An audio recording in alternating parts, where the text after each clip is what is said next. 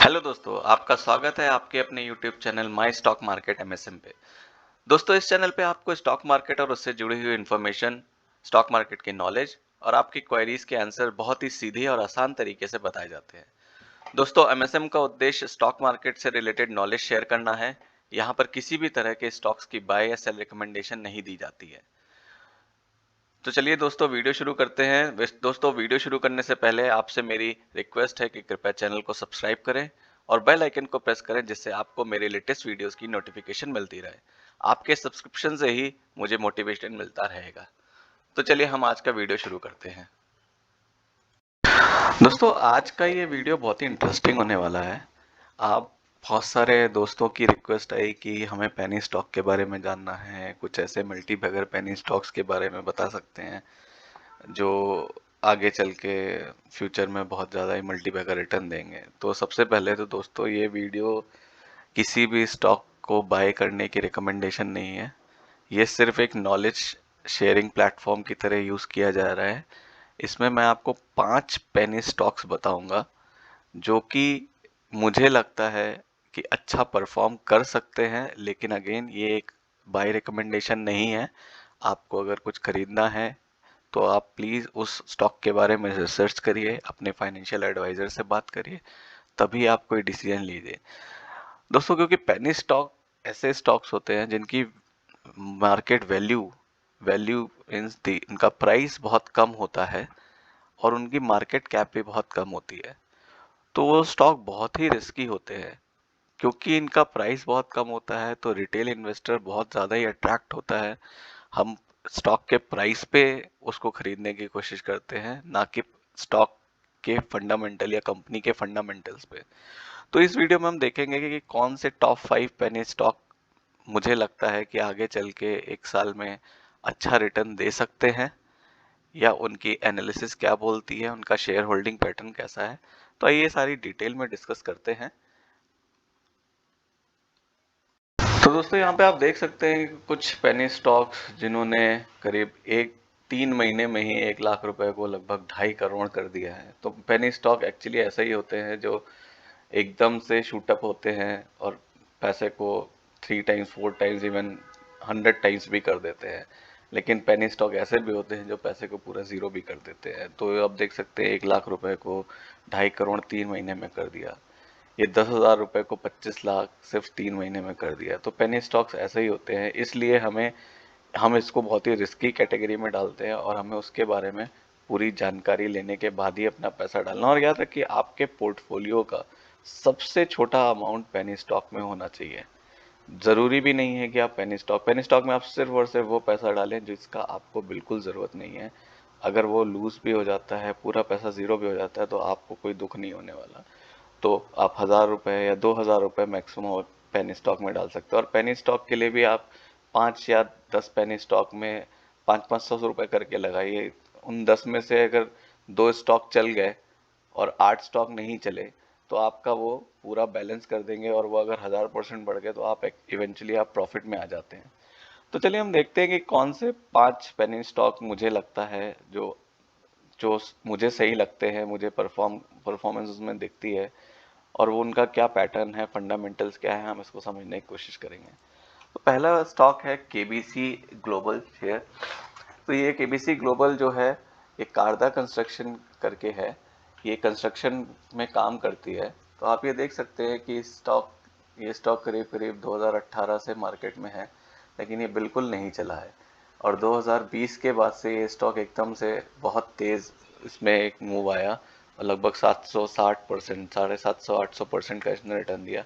और यहाँ से एक शार्प फॉल आता है और ये अभी फिर से अपने उसी 2020 के लेवल पे पहुंच गया है।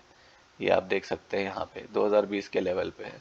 तो इसमें इसमें एक अच्छे मूव की एक्सपेक्टेशन है। अगर आप इसके 6 महीने का चार्ट देखेंगे तो 6 महीने से ये इसी लेवल 20-21 लेवल, 20 लेवल के 21 लेवल के पास आसपास दौड़ रहा है, 15 से 20 रुपए के बीच में।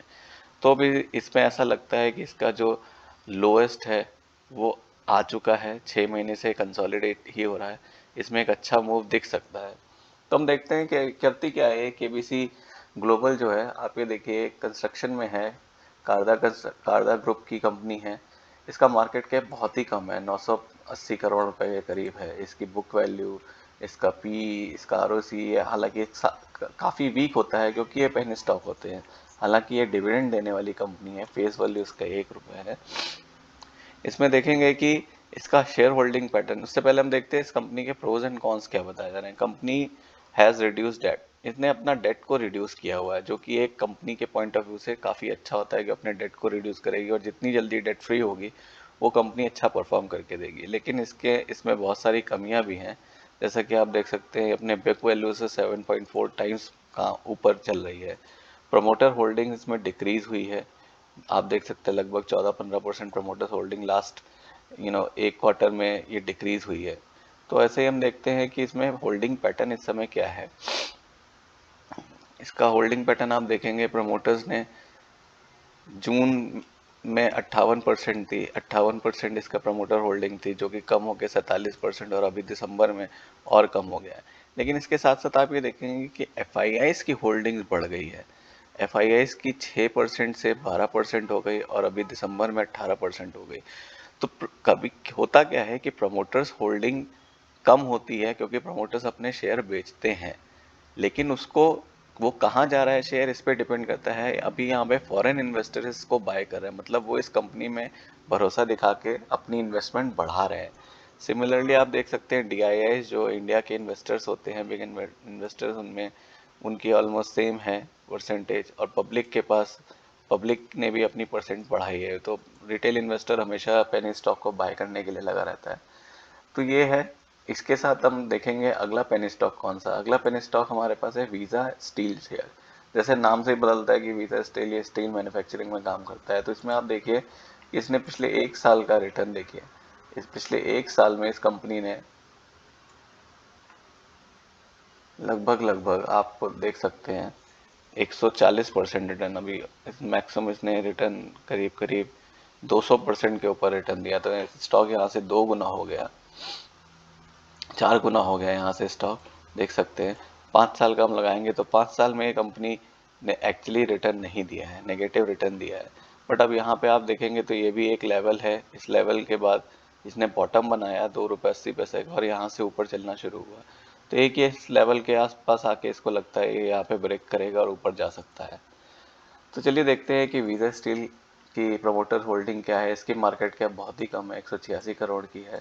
ROC, return on capital employed, इसका नेगेटिव है। बुक वैल्यू भी इसकी नेगेटिव है। फेस वैल्यू 10 रुपए की फेस वैल्यू है। डिविडेंड यील्ड इसमें नहीं है। हालांकि इसका हाई 21 रुपए के करीब है और लो इसका 5 रुपए के करीब। तो अभी ये 16 रुपए पे चल रहा है, तो इसमें अभी भी अपसाइड जाने के चांसेस हैं। प्रमोटर्स होल्डिंग इसकी कैसी है, इसके प्रोज एंड कॉन्स देखते हैं। कंपनी अच्छा क्वार्टर रहा है इसका, लास्ट क्वार्टर। कंपनी का सेल्स ग्रोथ कम रही है। कंपनी के प्रमोटर्स ने शेयर्स को प्लेज कर रखा है, वो 100% अपनी होल्डिंग्स को प्लेज कर। तो प्लेज शेयर एक्चुअली कंपनीज करती है जब उसे कहीं से डेट उठाना होता है, तो वो शेयर्स के बदले डेट उठाती है मार्केट से, और प्रमोटर्स अपने शेयर्स को प्लेज करते हैं। वो एक अच्छा नहीं होता है किसी भी कंपनी के लिए, उसकी फंडामेंटल्स को वीक शो करता है। तो हम देखते हैं कि कंपनी के शेयर होल्डिंग पैटर्न कैसा है। इसमें शेयर होल्डिंग पैटर्न, प्रमोटर्स ने शुरू से ही इसमें शेयर होल्डिंग जो इनकी रही है वो 58-59% रही है, उसको मेंटेन करा है। FIS की भी 21-22% की रही है, मेंटेन है। पब्लिक के पास नहीं, DIS के पास कोई शेयर होल्डिंग नहीं है। तो ये स्टॉक भी हम देख सकते हैं इसको आगे की कैसा परफॉर्म करेगा। देखिए इसमें ये स्टॉक सर्किट टू सर्किट चलते हैं कि ये जब ओपन होंगे तो सीधे लोअर सर्किट या अपर सर्किट लगाते हैं। तो इसमें जो भी पैसा आप लगाएंगे वो बहुत सोच समझ के लगाइए। वो पैसा आपका ज़ीरो भी हो सकता है और वो पैसा आपका मल्टीफोल्ड भी हो सकता है। अगला स्टॉक हमारे पास है MPS सिस्टम। MPS सिस्टम पहले देखते हैं कि MPS सिस्टम का चार्ट कैसा दिखता है। MPS सिस्टम आप देख सकते हैं, स्टॉक जनवरी में 75 पैसे से चलता हुआ ये स्टॉक करीब करीब 100% का रिटर्न दे चुका है, यानी ये डबल हो गया है यहाँ से। अगर हम 5 साल में इसकी देखेंगे तो अब ये देखिए 5 साल में ये स्टॉक कहाँ से कहाँ पहुँच गया, कितने परसेंट रिटर्न, 650% रिटर्न इसने दे दिया है। और ये स्टॉक अभी चलना शुरू हुआ है, दिसंबर से ही चलना शुरू हुआ है।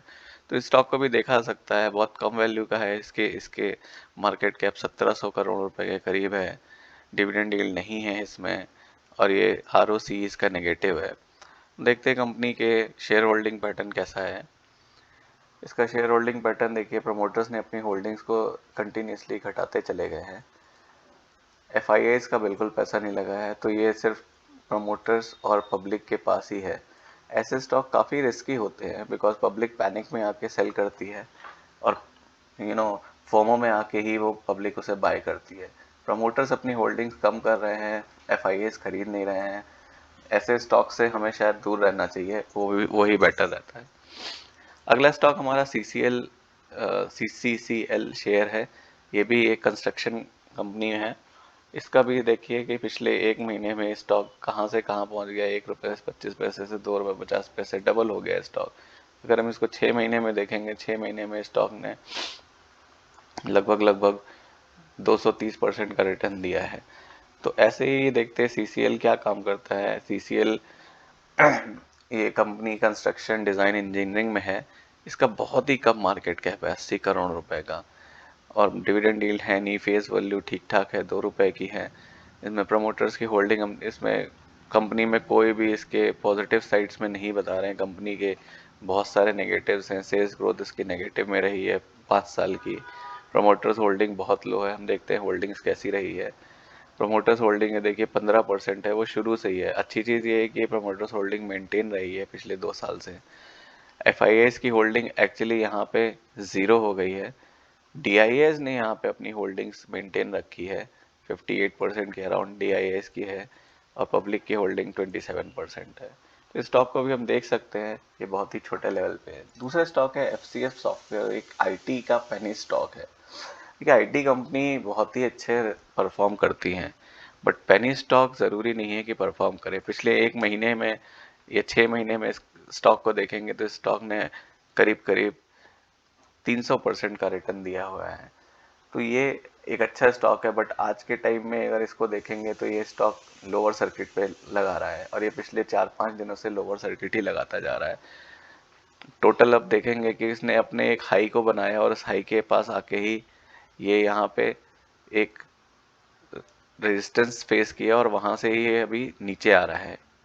ये जिस दिन इसको ब्रेक करेगा उस दिन ये एक ऊपर जाएगा, और अपने जो पुराना हाई है उसको अचीव करने का 8 रुपये 9 रुपये का अचीव करने की कोशिश करेगा। तो ये देखते हैं एफसीएस सॉफ्टवेयर की क्या कंडीशन है। 1100 रुपये का मार्केट, 1100 करोड़ का इसका मार्केट कैप है। इसकी आरओसी ठीक ठाक है, 9 रुपये इसका ऑल टाइम हाई है। ये कंपनी आईटी सर्विसेज में है। ये कंपनी नोएडा बेस्ड कंपनी है। Company is almost debt free, तो इस कंपनी में कोई डेट नहीं है। तो हम ये देखते हैं कि फिर इसके प्रमोटर्स होल्डिंग कैसी है। इसकी प्रमोटर्स की होल्डिंग मेंटेन रही है 19.65%। एफआईआईज इसको बाय नहीं कर रहे हैं। डीआईएस बहुत ही कम बाय किया है।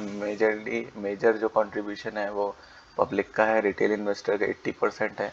इसी वजह से इसमें अब लोअर सर्किट लगना शुरू हुआ, और पैनिक सेलिंग आएगी तो इसमें कंटिन्यूस लोअर सर्किट भी लग सकता है।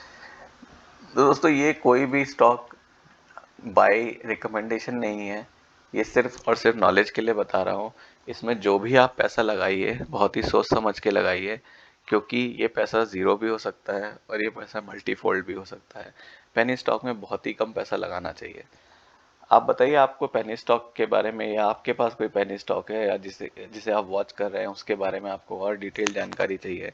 ये पेनी स्टॉक की सीरीज़ 1 है। मैं इस पेनी स्टॉक्स पे और भी वीडियोस बनाता रहूँगा। आप लोग मुझे सब्सक्राइब करिए और मोटिवेट करिए, मैं और वीडियोस डालता रहूँगा। दोस्तों वीडियो पसंद आया है तो इसको लाइक और शेयर ज़रूर कीजिएगा, और चैनल को सब्सक्राइब कर लीजिए। अगर आपकी कोई क्वेरी है तो कमेंट करके बताइए, या आप किसी स्टॉक की फंडामेंटल या टेक्निकल एनालिसिस चाहते हैं तो आप कमेंट करिए। मिलते हैं नेक्स्ट वीडियो में, तब तक के लिए जय हिंद, धन्यवाद।